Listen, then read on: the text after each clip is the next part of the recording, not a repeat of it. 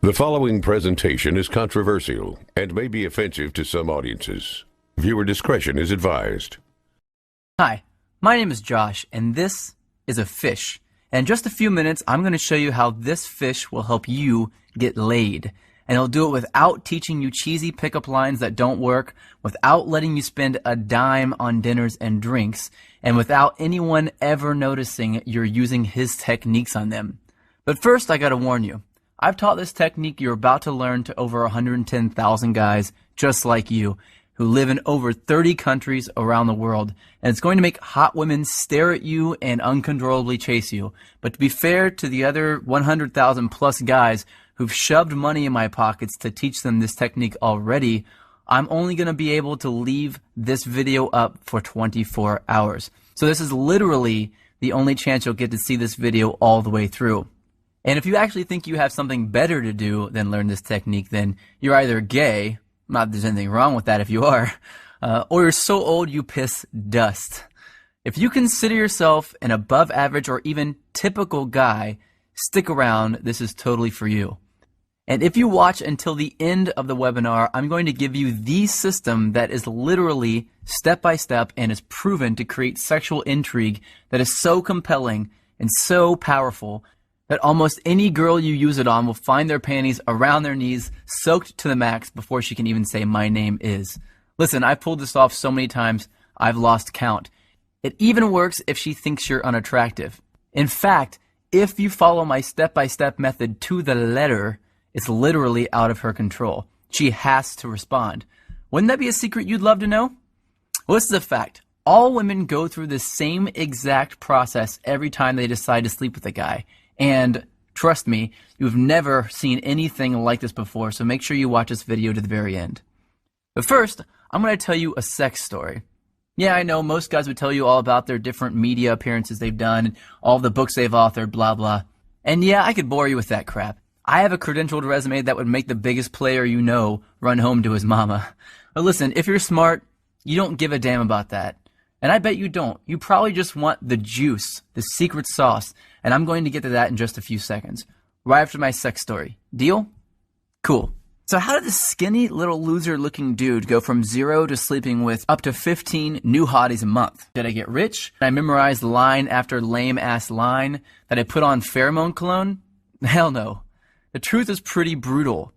I was an absolute leper with women until I discovered this system. If you looked up whipped in the dictionary, it'd say, see Josh Pellisier. In fact, if I hadn't hit complete rock bottom, I'd probably still be terrible to this day. You see, several years ago, I was living with my complete ice queen of an ex-girlfriend in North Carolina. She was hot, young, and she knew it. You know, a total Barbie who always gets what she wants. And I thought she was amazing in bed. Now that I've been with a few hundred more women, I wouldn't even rate her a 5. Listen, back then, the old Josh did anything she wanted. She wanted to move to North Carolina. I said, okay, let's go. She wanted to keep in touch with her ex-boyfriend. I told her, it's okay, I understand. She wanted me to pay for the apartment. I didn't want to look like a deadbeat, so I said, I'll work 2 jobs, no problem. I just wanted to make her happy. So one brutally hot day, I come home from a 14-hour shift at the coffee shop I worked at to find her freaking out. She told me that her dad was making a surprise visit, and she never told him that she was dating anyone, and definitely not that she was living with someone. And the worst part, he was showing up that night. So she told me to get all my stuff and leave the house for a couple of days so he wouldn't find out that I lived there with her. And, like the little boy that I was, I left. I got all my stuff, packed it into my little crappy black Honda Accord, and drove out not having any idea where I'd go. I didn't have any friends in town, and I was way too proud to ask some random person if I could stay with them, so I drove around until I found a vacant house that was for sale, and I parked behind it hoping no one would notice me sleeping in my car. It wouldn't have been too bad, really, but I had to do it for 3 days in a row, and on the 3rd day, something happened and I snapped. See, I had to sleep with my windows open because it was way too hot to close them. But the mosquitoes were so bad that I had to use a blanket to keep them off me, so I only slept about 2 hours each night, and I couldn't even lean the driver's seat back because all my stuff was packed in the back seat behind me. So I had to sleep sitting up in the driver's seat, covered in a blanket, in the sweltering heat, behind a vacant house, like a hobo. And then it happened. I was half asleep and I hear, "Freeze, put your hands where I can see them." I freak out, of course. So in a daze, I put my hands out the window and a swarm of police officers jog over to my car with their guns out and aim at my window. Apparently, the neighbor had seen a strange car parked behind the vacant lot and called the police. I guess I would have done the same thing. After they calmed down and realized I wasn't some national threat, they asked me what I was doing there. And that's when I did it. I told them that my girlfriend's dad was in town and he didn't know we were dating, so I had to sleep in my car for a few days. That's when one cop turned off his flashlight, looked at the other cop in complete disbelief, and turned to me and said, "Seriously?" I was tired and I didn't have the energy to explain more, so I just said, "Yeah." I think he was still trying to be professional, so he told me that I needed to go somewhere else, and he told me to try sleeping in the Walmart parking lot. And as he was turning to walk back to his car, I heard him say, "Poor bastard." The rest of the night, I did some serious thinking. I sort of had to because I couldn't go to sleep. Have you ever been so tired that you can't fall asleep? Well, that was me. I just sort of woke up and realized that I was a complete and utter wuss. I was a sorry excuse for a man.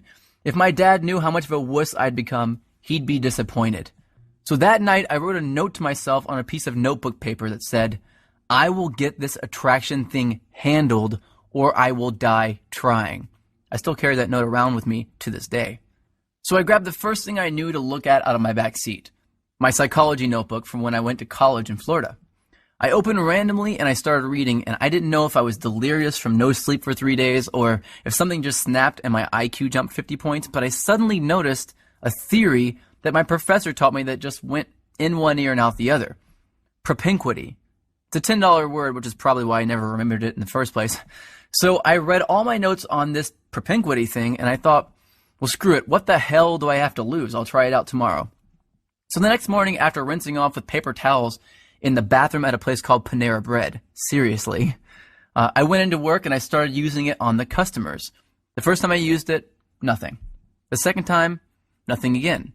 But the third time, she smiled, asked me my name, and said she'd like to hang out after I got off work. I thought, holy crap, it actually worked. So that night I hung out with her for an hour or two. No, nothing happened with her because I still didn't know what the hell I was doing. Plus, I wasn't single yet. And afterwards, I went back, broke up with my girlfriend. My car was already packed with my crap anyway. And I spent the whole night looking through my notes to find other techniques I could try out. I did that every day for a week, then 2 weeks, then a month, then 6 months. A year went by and I had read 5 psychology textbooks, 12 dating advice books, 2 etiquette books, and watched over 400 hours of training videos on building rapport, subliminal messaging, seduction, attraction, body language, personality typing. I was a machine. And eventually I began to see patterns, things that allowed me to plug myself into an attraction switchboard.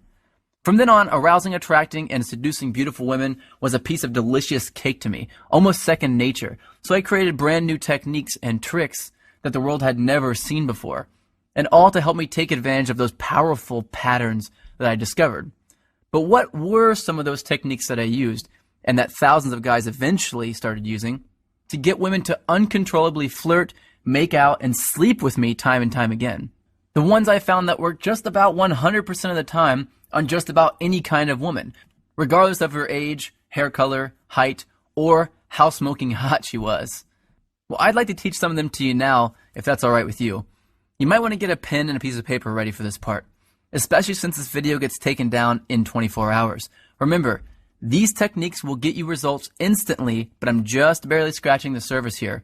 And pay close attention to the last technique I teach you, because that's when I'm going to reveal the #1 simple, bizarro chick trick that you've never heard of before that got me 90% of my success with women right away, and how thinking like this fish is going to make you better with women than anyone you've ever known. The first technique has to do with the chick's mouth.